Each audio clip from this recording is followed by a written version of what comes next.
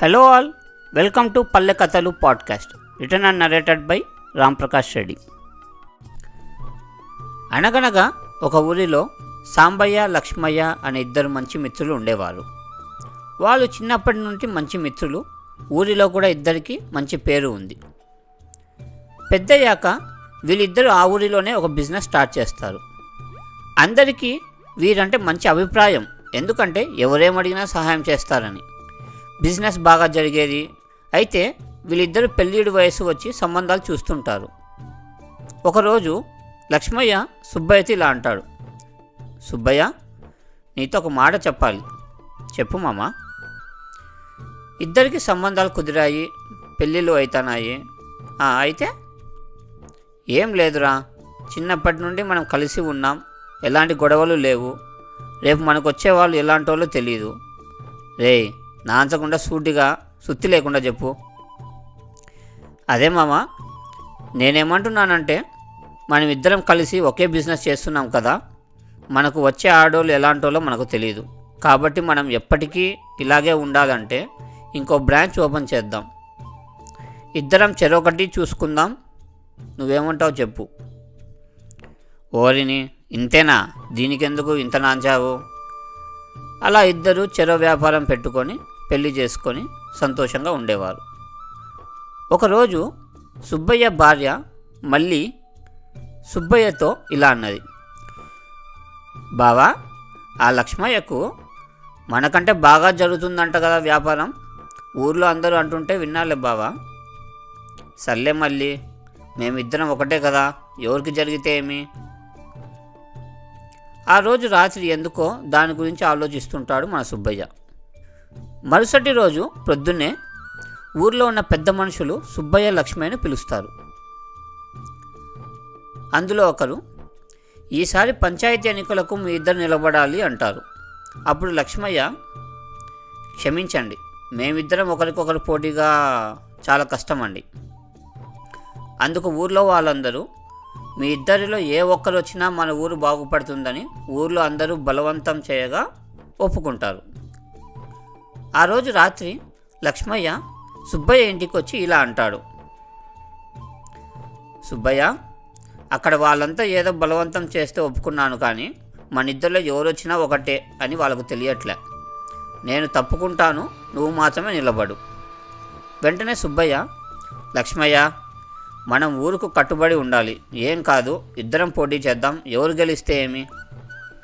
అలా ఇద్దరు ఎవరి పనిలో వాళ్ళు ఉంటారు. ఆ ఎన్నికల గురించి పెద్దగా పట్టించుకోరు. ఒకరోజు సుబ్బయ్య భార్య మళ్ళీ వచ్చి, బావా, ఎన్నికలలో ఎలా అయినా నువ్వే గెలవాలి. ఎవరు గెలిస్తే వాళ్ళకే ఊరిలో ఎక్కువ మర్యాద ఉంటుంది.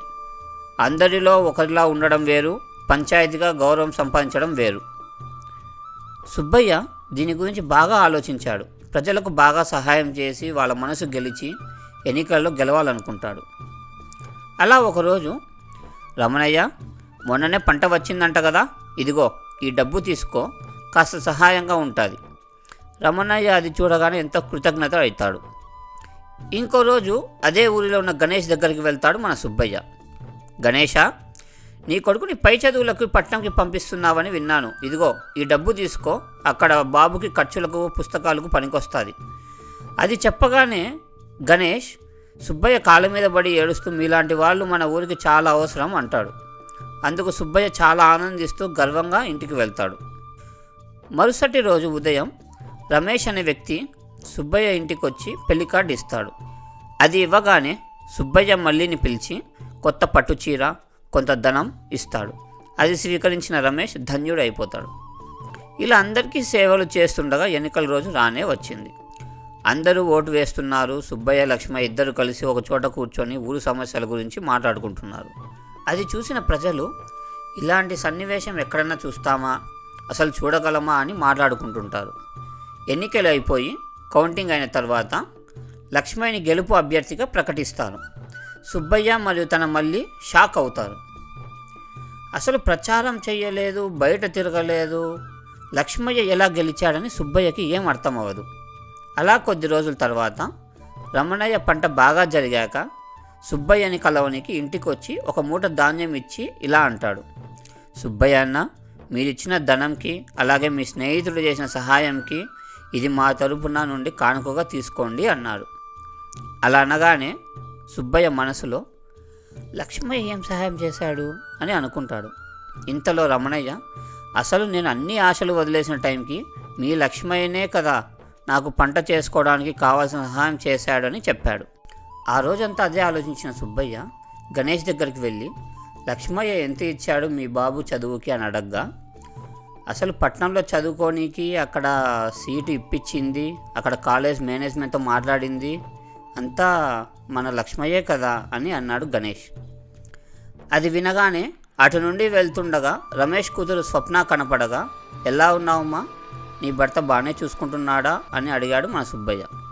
అందుకు స్వప్న, అసలు అబ్బాయిని చూసి మాట్లాడి కట్నం లేకుండా పెళ్లి చేసింది మీరే కదా అన్నయ్య, మరి ఏం తెలియనట్టు మాట్లాడుతున్నారే అనింది స్వప్న. తెలుసులే, ఊరికి అడిగాలే, వెళ్ళొస్తామా అంటూ అక్కడ నుండి వెళ్ళిపోయాడు సుబ్బయ్య.